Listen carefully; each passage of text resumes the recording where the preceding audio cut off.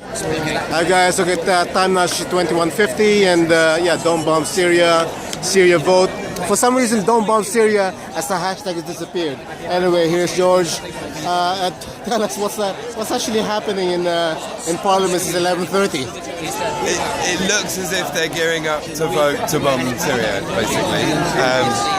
Even though it's just, I don't know, I watched quite a lot of it earlier on TV, and it's just nonsense. You know, the story you get from Cameron is like as if there is this sort of perfect context for invasion, and as if you don't have all the various parties kind of fighting each other, as if we didn't have 10 years ago the experience of what happens when you go into a large country and try and bring about regime change.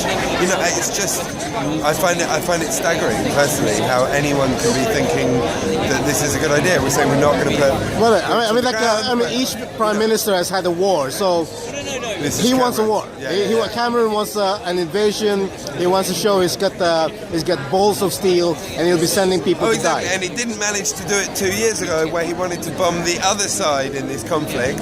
So now we're being asked again to bomb, but now we're bombing the other side, the people that we would have put in power if we'd let him bomb the first time. I mean, this is just nuts. Yeah, like classic 1984. Yeah, and you know that's nuts enough. But the fact that the weapons, you know, I wish Jeremy Corbyn had made even more of this in Parliament actually. But where are the weapons coming from? Where are ISIS weapons coming from? BAE systems.